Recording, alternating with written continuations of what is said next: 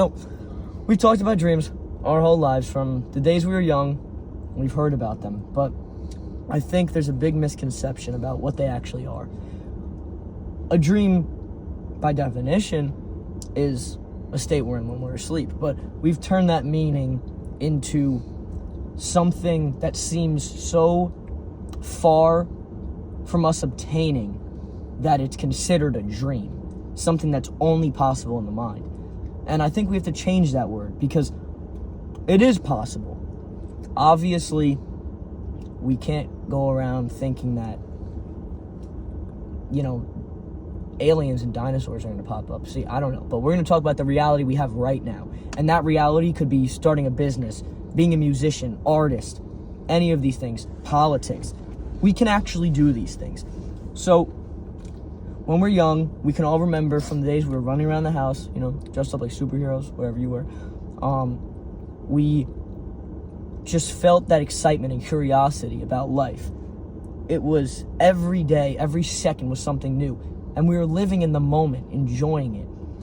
When we thought about a dream that we liked and we wanted to do, it wasn't about how we were going to do it. We just knew that we were going to do it.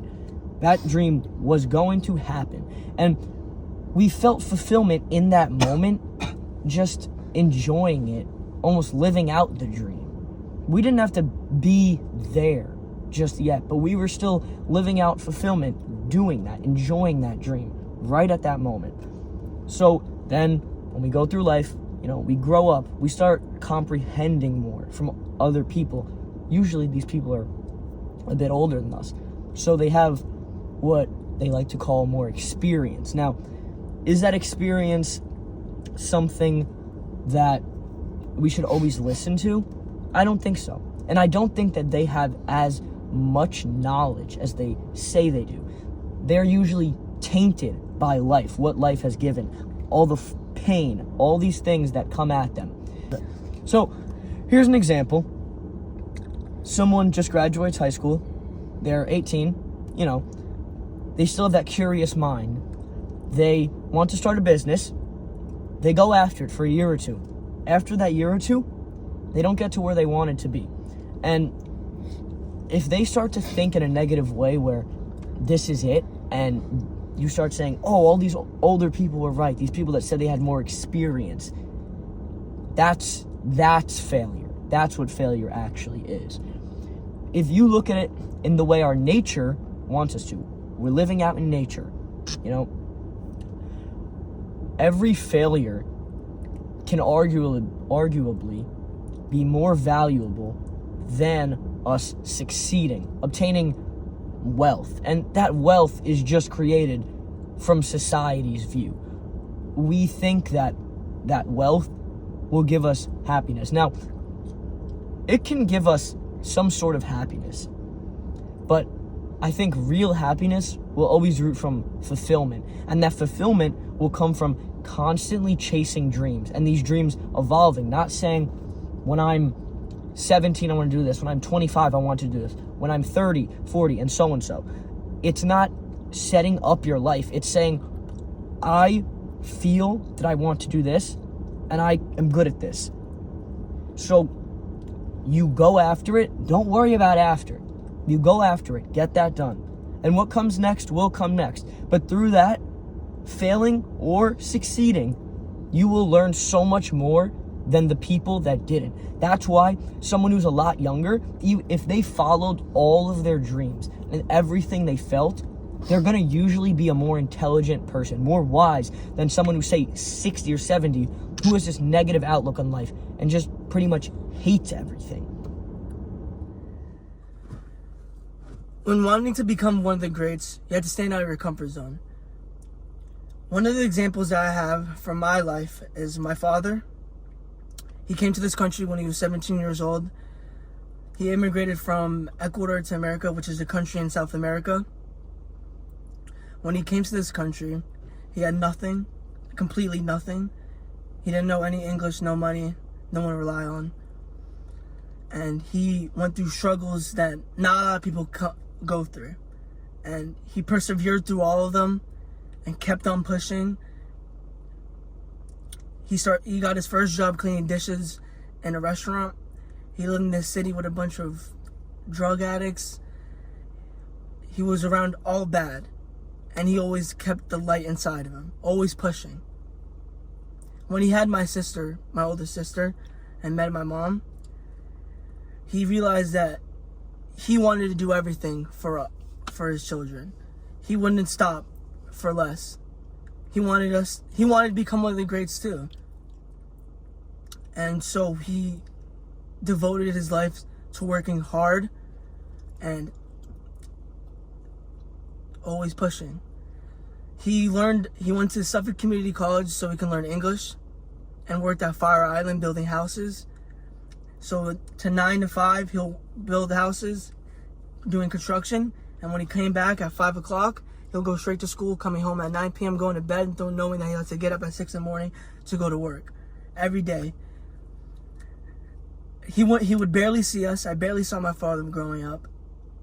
But he knew that what he was doing was for us, and I knew that deep down, even though it was a bit tragic.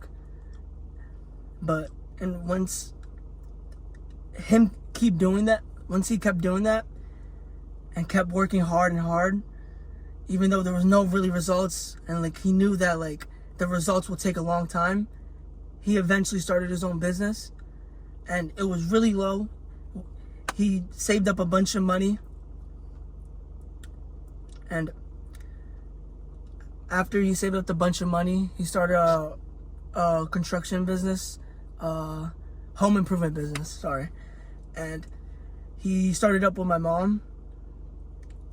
He would buy houses and like rebuild them and make sure they're better and sell them. He also became a real estate agent and sold houses too. And he got his real estate license with the help of my sister. He read books a lot so we can learn more. He read Rich Dad, Poor Dad.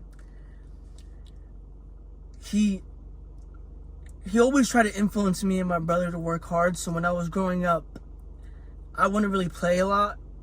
Like sometimes I would play with my little cousins or whatever, but it was mostly me just working. And like I'm really grateful for that, because he showed me like if you want something in life, you always have to work for it.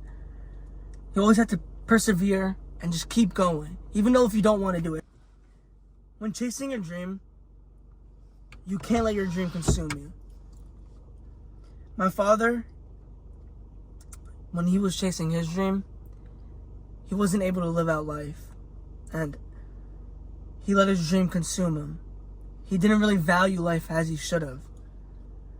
And when you value life, you learn so much. You can't kill curiosity. Curiosity teaches you more stuff. When you want to do something, you should go and do it. And when you're scared to do something, you should go and do it. Because the reason you're scared is because it's something you never did. And when you do something new, you always learn from it. See, experience is the number one teacher. So, experience teaches us everything we pretty much know through life. We have all these knowledges from school. People tell us things, but when it comes down to it, experiencing these things. And that's, what causes people to have bad outlooks. But again, what I'm saying, it's about how you approach these things and how you view them. You view them in a negative sense, you're going to get bad back. You view them in a positive sense, you're always winning. Everything's a win. There are no losses. It can get very bad. Life is rough. It can get very, very bad. But the difference between the people who are great and the people who are not is the way they take everything. The people who take everything in a good sense, those are going to be the ones that always do more. We all have the ability to change this world. We all do. Everyone, every single one of you, right now. It's just whether we choose to be selfless enough to put our potential to its full extent. So I just want to say that these dreams are only a dream until we wake up and do it. That's it. Just get up, just do it, just start. Don't kill your curiosity, like he said. When you think of something, think of it a little deeper, day by day, day by day. Keep it going, just bring it on. And these thoughts will evolve, and you'll start to understand more things. So I hope you have an amazing day.